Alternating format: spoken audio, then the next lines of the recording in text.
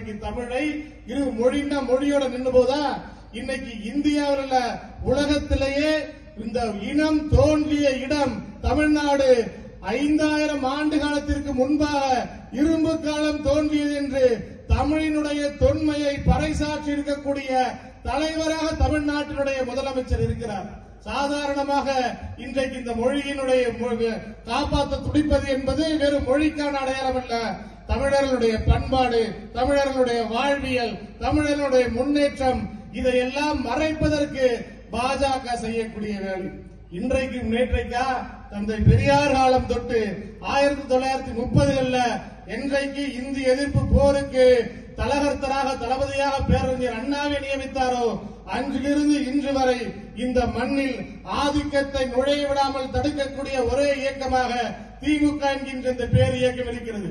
பக்தவத்சல முதலமைச்சராக இருந்தாரு. அன்றைக்கு இந்திய எதிர்ப்பு போர் நடக்குது. திராவிட முன்னேற்ற கழக தொண்டர்கள், திராவிட முன்னேற்ற கழகத்தினுடைய மாணவர்கள் தமிழ்நாடு முழுவதும் இந்திய எதிர்ப்புக்கு எதிராக மிகப்பெரிய போர்க்கொடி தடுத்து நிறுத்துறாங்க. திருச்சியில இருந்து சென்னைக்கு போறார் பக்தவத்சலம்.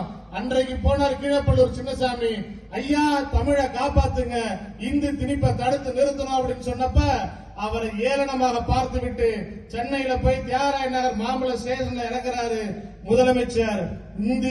இந்தி திணிப்பு வருது, தாய்மொழி தமிழுக்கு ஒரு பங்கம் வந்தது என்று தன் உடல் முழுக்க மண்ணெண்ணெயை ஊற்றிக்கொண்டு இந்தி வீழ்க தமிழ் வாழ்க என்று செத்து மடிந்த கூட்டம் திராவிட முன்னேற்ற கழகத்தினுடைய கூட்டம்.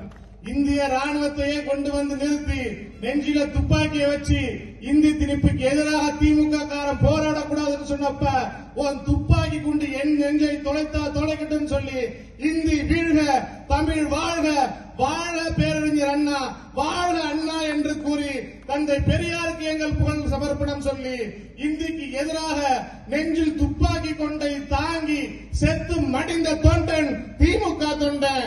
கடைசி திமுக தொண்டன் இருக்கிற வரைக்கும், கடைசி கருப்பு சிவப்பு சட்ட உழவு வரைக்கும் இந்த மண்ணில் மோடி அமித்ஷா இல்ல, அவனுடைய பாட்ட முப்பாட்ட வந்தாலும் இங்க ஒன்னும் விரட முடியாது. உன்னுடைய மூதாதையர் ராஜகோபாலாச்சாரி ராஜாஜி உடம்பெல்லாம் மூளையெல்லாம் சிந்தனைன்னு சொல்ல ராஜாஜியே மோதி மோதி மூக்குடைப்பட்ட மாநிலம் தமிழ்நாடு. இந்த இயக்கம் இருக்கும் வரை இந்த இயக்கத்தினுடைய காவலாக எங்களுடைய எல்லை சாமியாக முத்துவேல் கருணாநிதி ஸ்டாலின் என்கின்ற அந்த மகத்தான தலைவன் இருக்கக்கூடிய வரையில தமிழ்நாட்டில் எந்த திணிப்பும் ஈடுபடாது, எந்த சாவும் ஈடுபட மாட்டாங்க என்பதை ஒவ்வொரு நாளும் கட்டியம் போட்டு கூறிட்டு இருக்கோம். இதெல்லாம் அவங்களுக்கு ஆத்திரம். என்னடா மொழி திணிக்க முடியல, நிதிப்ப தர 2000 கோடி ரூபாய் தரமாட்டேன்னு சொன்னா நீ 10,000 கோடி கொடுத்தா கூட தமிழ்நாட்டில் எங்களால புதிய கல்விக் கொள்கை நான் அனுமதிக்க மாட்டேன்னு சொல்லக்கூடிய ஒரு முதலமைச்சராக தமிழ்நாட்டினுடைய முதலமைச்சர் இருக்கிறார். இப்ப என்ன பண்ணலான்னு தான் இன்னைக்கு கடைசியா எதுக்கு வந்திருக்கிறான்னா, மாநிலத்தினுடைய இந்த தொகுதிகளை குறைக்கக்கூடிய வகையில டீலிமிட்டேஷன் மறுசீரமைப்புங்கிற வகையில நீங்க 40 பேர் இருந்தா தானே எங்களை வந்து கேள்வி கேட்பீங்க. நீங்க 40 இருங்கள், அது 35 இருங்கள். வட மாநிலத்தில் இருக்கக்கூடிய கோமிய குடிக்கைகளை, உத்தரப்பிரதேசத்தில் இருக்கக்கூடிய அந்த குரங்கு சாமியார்களுடைய மாநிலங்களை, பஞ்சகவியம் இந்தியா முழுவதும் தமிழ்நாட்டில் கொரோனா பேரிடர் இருக்கும் பொழுது அந்த பேரிடர் காலத்தில் பேரிடரை விரட்டி அடித்த, அறிவியல் சார்ந்து நின்று விரட்டி அடித்த முதலமைச்சராக நம்மளுடைய தளபதி இருந்தார். வட மாநிலத்தில் என்ன பண்ற, வட மாநிலத்தில் அன்னைக்கு இன்னைக்கு என்ன பண்றான், வெயில் அடிக்குதுன்னா என்னடா பண்ணணும், மாட்டு சாணிய பல்கலைக்கழகங்கள் உள்ளாரெல்லாம் பூசணும் அப்படிங்கிறான். அதான் ஒரு அறிவு சார்ந்த மாணவர், திராவிட இயக்கத்தை படித்த மாணவர், பெரியார் அம்பேத்கர் வழி நிற்கக்கூடிய இடதுசாரி மாணவர் அந்த மாட்டு சாணியை கொண்டு போய் முதல்வருடைய கல்லூரி முதல்வருடைய அறையில தடவிட்டு, நீங்க சாணியை தடவிக்க ஏசி மிஷினை நீ கழட்டி கொண்டது மாணவர்கள்ட்ட மாத்துன்னு சொல்லக்கூடிய வகையில இன்றைக்கு அறிவு வளர்ந்திருக்கக்கூடிய அந்த வடமாநிலத்தில் இருக்கக்கூடிய தலைவர்களுடைய தொகுதிகளை அதிகப்படுத்துவதன் மூலமாக தமிழ்நாட்டினுடைய குரலை நாம் நெருக்கி விடலாம், நசுக்கி விடலாம் என்று பாஜக சூழ்ச்சி செய்த பொழுது அந்த சூழ்ச்சியினுடைய தந்திரத்தை அறிந்த முதல் மனிதராக இந்தியாவில் எந்த தலைவருக்கும் இந்த பாஜகவினுடைய சூழ்ச்சியை பற்றி தெரியாத பொழுது, இந்தியாவினுடைய எந்த தலைவரும் இதை பற்றி குரல் கொடுக்காத பொழுது, எப்பொழுதும் ஜனநாயகத்தின் பக்கம் நிற்கக்கூடிய தலைவராக, எப்பொழுதும் குரலற்ற மக்களுடைய குரலாக ஒலிக்கக்கூடிய தலைவராக, என்றைக்கும் மாநில உரிமைகளை மீட்டெடுக்கக்கூடிய ஒப்பற்ற மனிதராக பேரறிஞர் அண்ணாவின் வழியில் ஆட்சி நடத்தி கொண்டிருக்கக்கூடிய தலைவர் தளபதி அவர்கள் இந்த மறுசீரமைப்பு என்பதற்கு மணியடைத்து இந்தியாவில் இருக்கக்கூடிய அனைத்து முதலமைச்சர்களும் தமிழ்நாட்டிற்கு வரவழைத்து பாஜக மோடியினுடைய முகத்திரையை கிழித்தறிந்த ஒரே தலைவர் நம்முடைய தலைவர் தளபதி தான். இன்றைக்கு நம்முடைய அமைச்சர் அவர்கள் சொல்லியது போல எந்த திட்டமாக இருந்தாலும் இன்றைக்கு என்ன திமுக என்ன அப்படின்னு இளைஞர்கள் புரிந்து கொள்ளணும். எங்கேயோ ஒரு பக்கம் எங்கேயோ ஒரு இடத்துல ஒரு பள்ளிவாசல்ல பாங்கு ஓதிய பொழுது அமைச்சர் சொல்றாரு, கொஞ்சம் அமைதியாக இருங்க, பாங்கு ஓதி முடியட்டும், அதன் பிறகு நமது கூட்டத்தை தொடரலாம் என்று எல்லோருடைய குரலாக அனைவருடைய பக்கமாக சிறுபான்மையினுடைய தோழனாக திராவிட முன்னேற்ற கழகம் இருந்து கொண்டிருக்கிறது. ஆனா எவன் ஒருத்தன் திருடுறான், கொண்டு போயிட்டு ஜெயிலில் அடைச்சு வைக்கிறாங்க. இன்னும் எளிமையாக சொல்லணும்னா, ஒரு பட்டிமன்றத்துல தான் பேசினாங்க, ஒரு நகை கடையில ஒரு திருடன் திருடிட்டு போய் குற்றவாளியாக சிறையில் இருக்கிறான். அவன் சொல்றான் பக்கத்துல, என்னைக்காவது இந்த நகைக்கடை எனக்கு உரிமையா ஆயிடும் அப்படிங்கிறதுக்கு முதலாளி ஆயிடுவேங்கிறான். ஏன்னா நீ அந்த கடையில திருடி இருக்க, அதற்காக குற்றம் சாட்டப்பட்டு தண்டனை பெற்று இன்னைக்கு சிறையில் இருக்கிற, நீ எப்படி இந்த நகைக்கடைக்கு, நீ எந்த கடையில போய் திருடுனியோ அந்த கடைக்கு நீ எப்படி முதலாளி ஆகலாம் அப்படின்னு சொல்லி கூட இருக்கிறவன் கேட்கிறான்.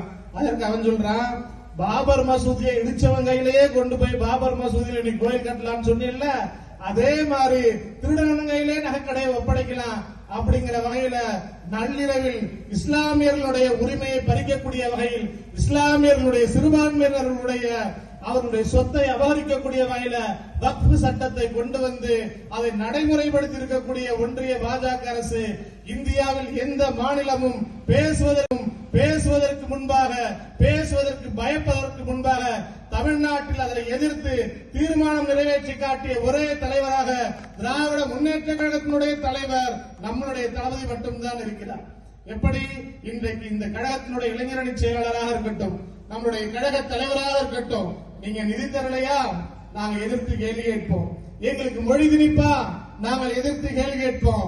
தமிழ்நாட்டில் இருக்கக்கூடிய மக்களுடைய குரலாக மட்டுமல்ல, எந்த ஆளுநர் இந்த ஆட்சியை அகற்றினாரோ கையெழுத்து போட்டு, இன்றைக்கு திருவள்ளுவரை காவி சாயம் பூச நினைத்தார்கள்.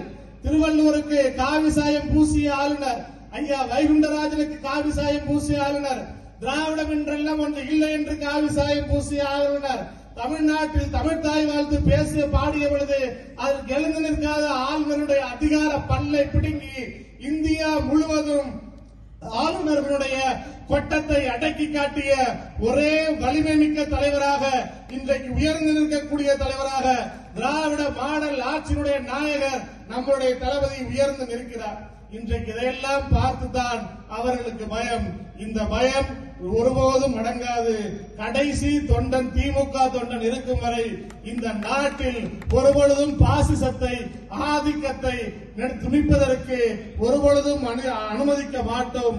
நம்முடைய தலைவர், கழகத்தினுடைய ஒப்பற்ற தலைவர், இந்தியாவில் இருக்கக்கூடிய அனைத்து முதலமைச்சர்களும் முதன்மையான முதலமைச்சராக இருக்கக்கூடிய தலைவர், குரலற்ற மக்களுடைய குரலாக, ஒடுக்கப்பட்ட மக்களுடைய குரலாக, இளைஞர்களுடைய தோழனாக, சிறுபான்மையின மக்களுடைய பாதுகாவலனாக, ஒப்பற்ற மொழி பாதுகாவலராக இருக்கக்கூடிய கழக தலைவர் மீண்டும் 7வது முறையாக திமுக ஆட்சி அமைத்து 2வது முறையாக தமிழ்நாட்டினுடைய முதலமைச்சராக முத்துவேல் கருணாநிதி ஸ்டாலின் என்கின்ற அந்த மகத்தான தலைவர் 200 தொகுதிகளை வென்றெடுத்து மீண்டும் தமிழ்நாட்டில் ஜனநாயக ஆட்சியை அமைப்பதற்கு கந்தர்வ கோட்டையிலிருந்து சூளுரை ஏற்போம். வெல்லும் திராவிடம், வெல்வோம் 200, படைப்போம் வரலாறு என்று கூறி வாய்ப்பளித்தமைக்கு நன்றி கூறி விடைபெறுகிறேன். நன்றி, வணக்கம்.